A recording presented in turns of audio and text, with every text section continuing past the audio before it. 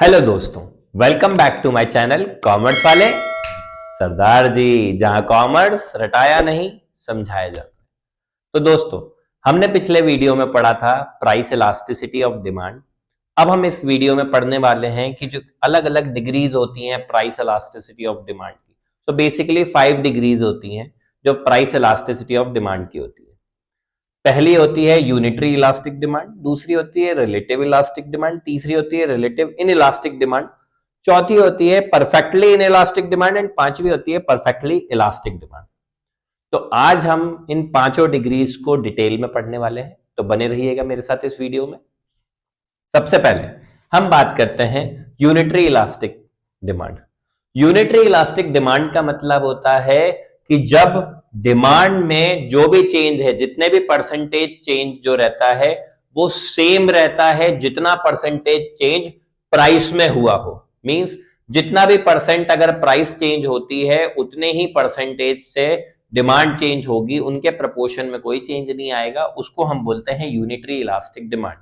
Means अगर price 10% से बड़ी है तो डिमांड 10% से कम होगी, अगर प्राइस 10% से कम हुई है तो डिमांड 10% से बढ़ेगी। इट मींस कि उनके बीच का जो प्रपोर्शन है वो क्या है, सेम बना हुआ है।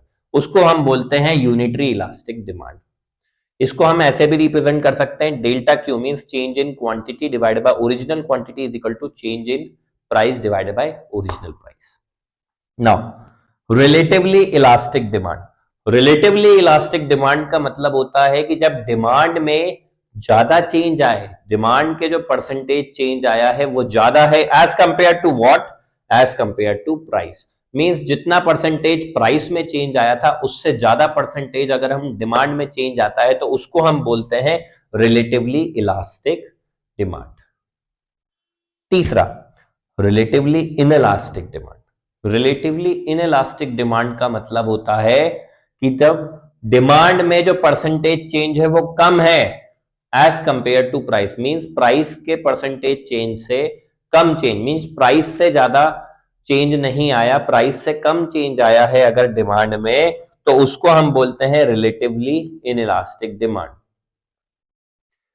बनते हैं हम नेक्स्ट टॉपिक के लिए, perfectly inelastic demand. Perfectly inelastic नाम से ही समझ में आ रहा होगा, परफेक्टली इनइलास्टिक मींस कोई चेंज नहीं।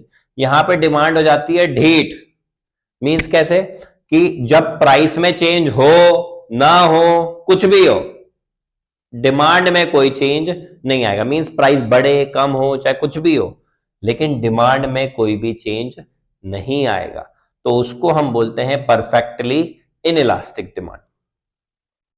Last but not the least, perfectly elastic demand. Perfectly elastic demand का मतलब होता है कि थोड़ा बहुत अगर प्राइस में चेंज आने पर डिमांड में बहुत ज्यादा चेंज आ जाए तो उसको हम बोलते हैं परफेक्टली इलास्टिक डिमांड। मैंने ये बहुत इजी सी लैंग्वेज में सारी डेफिनेशंस लिखी हुई हैं, तो बच्चों अगर आपको ये डेफिनेशन अपने एग्जाम में भी लिखनी हो तो आप आसानी से लिख सकते हैं, आप इसका स्क्रीनशॉट ले सकते हैं। एंड मैं ये होप करता हूँ कि आपको मेरी ये वीडियो पसंद आए। अगर आपको मेरी ये वीडियो पसंद आई तो इसको लाइक करें, सब्सक्राइब करें, शेयर करें। Thanks for watching. Thank you.